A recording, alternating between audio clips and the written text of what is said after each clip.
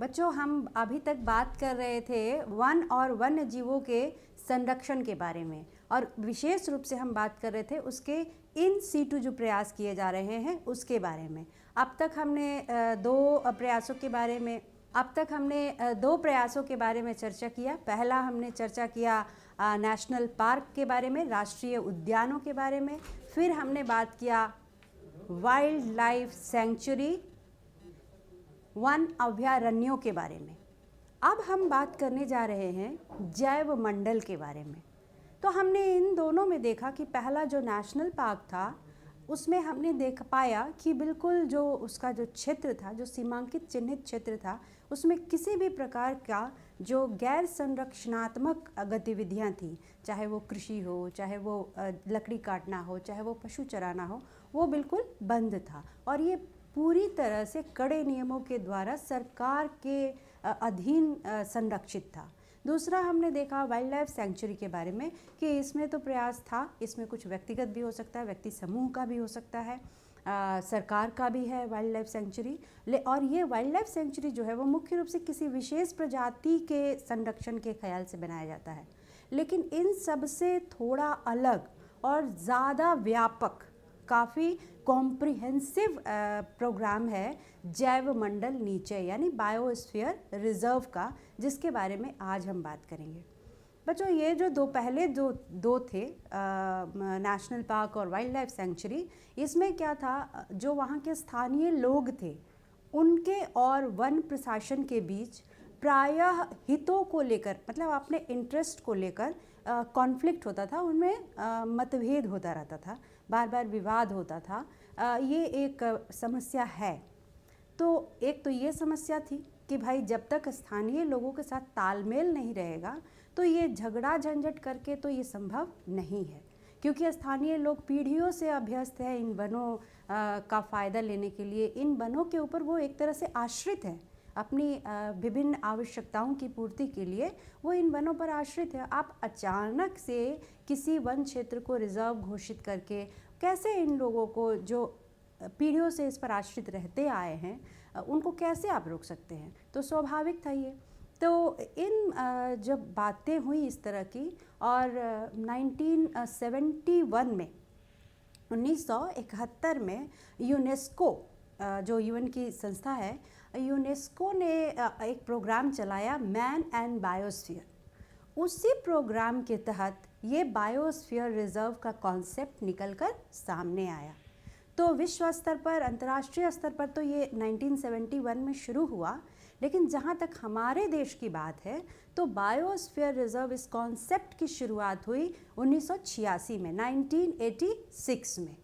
ठीक है। और ये क्या था? ये था कि एक बड़ा क्षेत्रफल, एक बड़ा भौगोलिक क्षेत्रफल इसके अंतर्गत लिया जाएगा, जहाँ की उसका प्राकृतिक जो परिदृश्य था, जो उसका फिजिकल फीचर्स था, जो उसका सांस्कृतिक परिदृश्य था, वो सभी का प्रतिनिधित्व इसमें होगा। यहाँ पे किसी एक विशेष प्रजाति या जीव जाति के संरक्षण की बात नहीं थी। यहाँ उस विस्तृत प्रदेश में पाई जाने वाली संपूर्ण जैव विविधता, इन टोटालिटी, उसकी संपूर्णता में उसको संरक्षित करने का ये कॉन्सेप्ट लेकर के आया। और धीरे धीरे करके आज हमारे देश के अंदर 18 बायोस्फीयर रिजर्व हैं। शुरुआत हुई थी कहाँ से? उसके बाद करते करते करते करते आज हम 18 तक पहुंच गए हैं। बायोस्फीयर रिजर्व हमारे देश में है। आपको पता है कि हमारा देश जैव विविधता में बहुत ही संपूर्ण है। जैव विविधता में धनी जो पहले 10 देश हैं उसमें 10वें नंबर पर हमारा देश भारत आता है। और इसकी विस्तृत जो भौगोलिक विस्तार है, जिस तरह की यहाँ आपको भौतिक संरचनाएं हैं, जिस तरह की जलवायु दशाएं यहाँ पर हैं, तो ये बड़ा ही स्वाभाविक भी है। तो अब हम एक एक करके समझेंगे कि ये क्या है जैव मंडल नीचे या बायोस्फीयर रिजर्व। बच्चों, इसके पहले जब हम संसाधन पढ़ रहे थे तो हमने चर्चा किया था एक सतत विकास की अवधारणा, सस्टेनेबल डेवलपमेंट का कॉन्सेप्ट। ये जो जैव मंडल रिजर्व है ये काफ़ी हद तक उसी अवधारणा का इम्प्लीमेंटेशन है, उसी पर आधारित है कि किस तरह से हम अनेक पक्षों को एक साथ करते हुए ऐसे चलें कि हमारे वनों का भी संरक्षण हो, वन जीव भी अपने प्राकृतिक वातावरण में बले पढ़े फले फूले, और हमारा जो उद्देश्य है कि पृथ्वी का वातावरण जो है वो शुद्ध बना रहे, सब कुछ एकदम सिंक्रोनाइज्ड वे में व्यवस्थित तरीके से चलता रहे, वह भी पर्यावरण का उद्देश्य पूरा हो। तो अब हम एक मानचित्र की सहायता से समझेंगे कि बायोस्फीयर रिजर्व या जैव मंडल निचय क्या है। तो बच्चों यहाँ पर मैंने एक स्केच बनाया है जो रिप्रेजेंट करता है बायोस्फीयर रिजर्व को, जैव मंडल निचय को। जब मैं बात करी थी शुरू में तो बोला था आपको कि यह एक समन्वित प्रयास है यूनेस्को के द्वारा, जिसमें ये कोशिश की गई है कि जैव विविधता का संरक्षण भी हो, सामाजिक और आर्थिक विकास, ये तीनों चीज़ें, जैव विविधता, सामाजिक और आर्थिक विकास समन्वित रूप से हो पाए, जिससे क्या होगा कि मानव और जैव मंडल के बीच एक संतुलित संबंध, एक बैलेंस्ड रिलेशनशिप इस्टेब्लिश होगा, कायम होगा। तो ये उद्देश्य था। और इसके लिए आप यहाँ देख सकते हैं, यहाँ एक बीच का इलाका है, ये आप देख सकते हैं, और यहाँ पर लिखा हुआ है कोर। कोर यानी ये केंद्रीय भाग है। तो ये केंद्रीय भाग की पहचान कैसे होगी? इस पूरे क्षेत्र में जहाँ सबसे ज़्यादा जैव विविधता होगी, उसी प्रदेश को, उसी क्षेत्र को हम कोर क्षेत्र मानते हैं। तो यहाँ एक देख सकते हैं, यहाँ भी है और यहाँ भी है, यानी जैव विविधता के दृष्टिकोण से इस में यहाँ पे दो भाग ऐसे मिले जिनको कि हम कोर मान सकते हैं।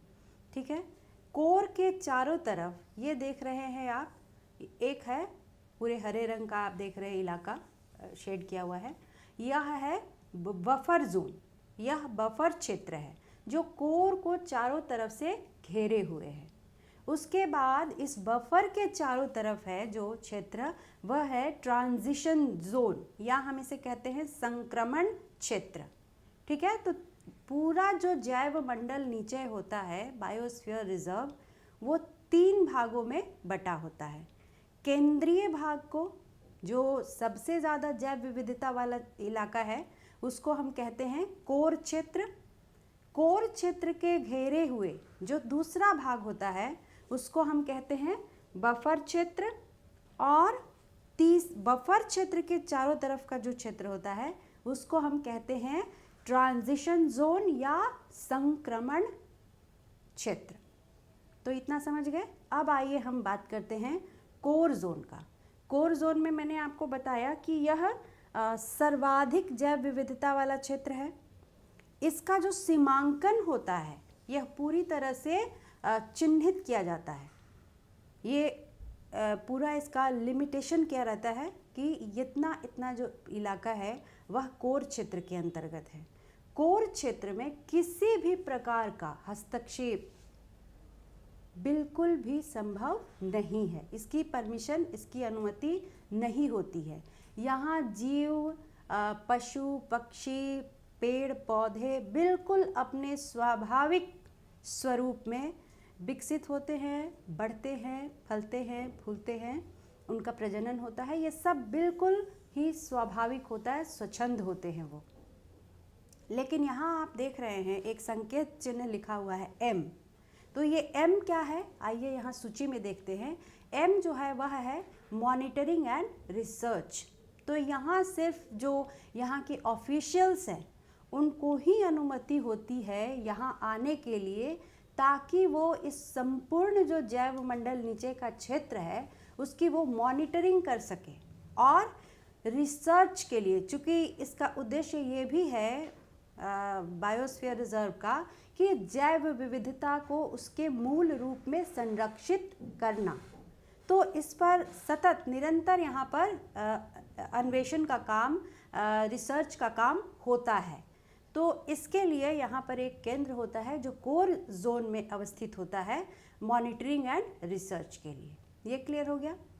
उसके चारों तरफ का जो बफर जोन है, अब हम उसकी बात करेंगे कि ये बफर जोन क्या होता है और इसका क्या पर्पस है। तो बफर जोन जो है, बफर क्षेत्र जो है, वह कोर को चारों तरफ से घेरे रहता है। यहाँ पर भी ऐसी हर गतिविधि जो वनस्पति को यानी वन को या वन्य जीवों को क्षति पहुंचा सकती हो प्रत्यक्ष रूप से या अप्रत्यक्ष रूप से, तो वैसी हर गैर संरक्षण वाली गतिविधियां यहाँ पर वर्जित होती है। यहाँ परमिशन उनका नहीं है, अलाउड नहीं है। लेकिन यहाँ पर सीमित रूप से मनोरंजन, पर्यटन, मछली पकड़ना और फसल चराना, चूँकि ये क्षेत्र ऐसा होता है जहाँ आदिवासी पहले से रहते आए हैं, तो जो लोग यहाँ रहते आए हैं उनको तो विस्थापित करने की बात नहीं है, क्योंकि शुरू में ही मैंने बताया कि यहाँ जो हमारा उद्देश्य है जैव विविधता संरक्षण का, उसके साथ जो यहाँ के स्थानीय लोग हैं दोनों में तालमेल स्थापित करना है, समन्वय स्थापित करना है। तो इसके लिए यहाँ पर परमिशन होती है पर्यटन का। तो ये देखिए यहाँ पे टी जो है वह क्या है, टूरिज्म एंड रिक्रिएशन, ठीक है। तो यहाँ इसकी अनुमति होती है बफर क्षेत्र में।